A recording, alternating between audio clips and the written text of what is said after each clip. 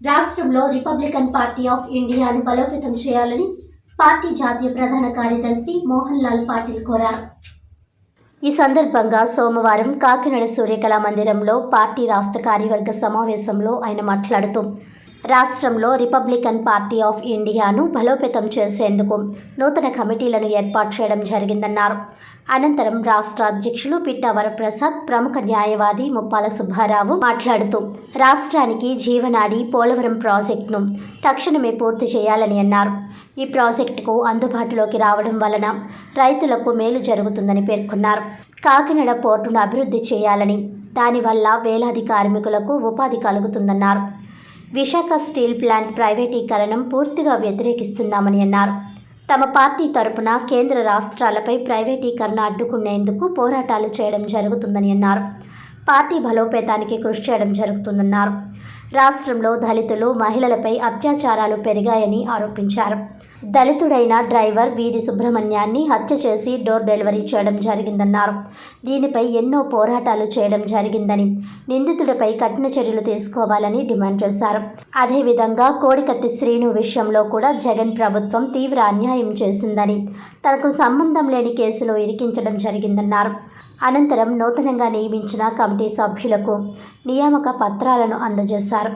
ఈ కార్యక్రమంలో పార్టీ రాష్ట్ర వర్కింగ్ ప్రెసిడెంట్ పి బాలకృష్ణ, రాష్ట్ర ప్రధాన కార్యదర్శి ఎం బాబీ, రాష్ట్ర అధ్యక్షులు నాకమల్లి రాజు, రాష్ట్ర ఉపాధ్యక్షులు గురుమూర్తి, జి పూర్ణిమ, రాష్ట్ర మహిళా అధ్యక్షురాలు బి లక్ష్మి, పార్టీ నాయకులు సత్యనారాయణ, మోహన్ రావు తదితరులు పాల్గొన్నారు. Republican party of India Ambedkar का राष्ट्रीय महासचिव हूँ। आज काकीनाड़ा में Republican party of India Ambedkar के प्रदेश कार्यकारिणी की बैठक हुई। इस बैठक में सभी 26 जिलों के जो प्रतिनिधि है यहाँ उपस्थित हुए हैं और चर्चा के बीच में रिपब्लिकन पार्टी ऑफ इंडिया को पूरे आंध्र प्रदेश में कैसा डेवलप करना चाहिए, इसके ऊपर सभी कार्यकर्ताओं के विचार सुने गए और रिपब्लिकन पार्टी जो प्रोग्राम दे रही है यहाँ के लोगों को, हम अपने कोई सताए हमें बताया, ऐसा एक प्रोग्राम है हमारे पार्टी का, पूरे देश के अंदर में हम चला रहे हैं और वो प्रोग्राम हम आंध्र प्रदेश में भी चलाने वाले हैं। और डॉक्टर बाबा साहब अम्बेडकर की जो रिपब्लिकन थॉट्स है, जो विचारधारा है, उसको पूरे सभी आंध्र प्रदेश के सामान्य जनता, किसी भी जाति धर्म के लोगों तक वो विचारधारा कैसी पहुंचा जाए, इसलिए हम लोग उसके लिए कार्य कर रहे हैं और संगठन अधिक मजबूत हमको करना है।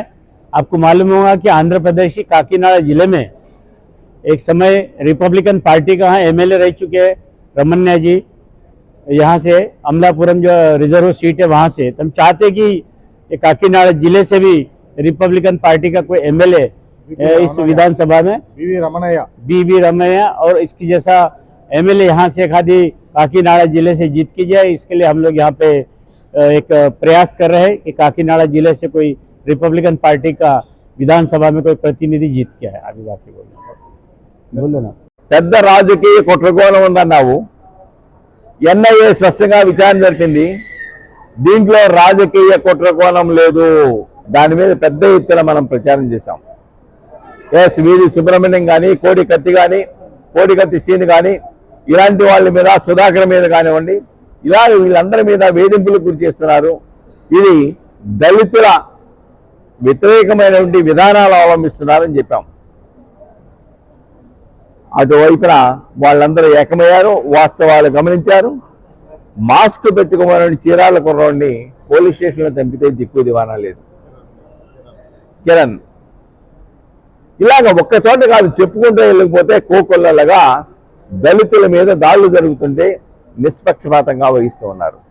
ఇప్పటికైనా ఈ జిల్లా కలెక్టర్ గారిని, ఎస్పీ గారిని రిక్వెస్ట్ చేస్తూ ఉన్నాం, బీవీ సుబ్రహ్మణ్యం కేసులో చట్టబద్ధంగా రావాల్సినటువంటి ఏదైతే బెనిఫిట్స్ ఉన్నాయో, వృద్ధాప్యంలో అనారోగ్యంతో బాధపడుతున్న వాళ్ళ తల్లిదండ్రులకి ఇవ్వాలి, వాళ్ళ మీద దేశే బతుకుతున్నటువంటి వాళ్ళ అబ్బాయికి జాబ్ ఇవ్వాలి, భూమి ఇవ్వాలి, ఇల్లు ఇవ్వాలి.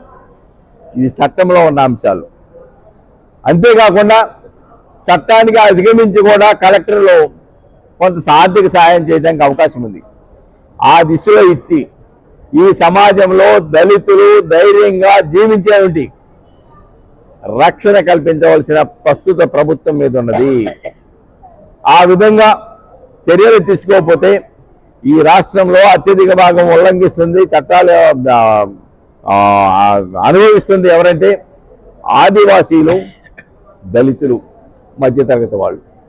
ఈ రోజున మీరు రాజమండ్రి సెంటర్ దగ్గరికి వెళ్ళి చూడండి, దాంట్లో ఉందెవరు? అందరూ పేద, మధ్యతరగతి, దళిత ప్రజానీకం జైల్లో మగ్గిపోతా ఉన్నారు. కానీ కోట్లాది రూపాయలు ఆర్థిక నేరాలకు పాల్పడిన వ్యక్తులు, ఈ వ్యవస్థని చిన్నాభిన్నం చేయడానికి ఆర్థిక ఉగ్రవాదంలో భాగస్వాములైన వాళ్ళు ఈ రోజున స్వేచ్ఛగా తిరుగుతున్నారు, ఫ్లైట్ల మీద తిరుగుతున్నారు, దర్జాగా ఏసీ రూముల్లో కూర్చుంటున్నారు. ఈ రోజున దాంట్లో వివక్ష తీసుకురావటం, ఇబ్బంది పెడతాం, అందరికి అందట్లేదని జరుగుతుంది. ఎంత కొట్టుకున్నా రిజర్వేషన్ అయ్యండి చిన్న గోచని పంచుకోవడానికి దెబ్బలాడుకుంటున్నాము నా ఉద్దేశం.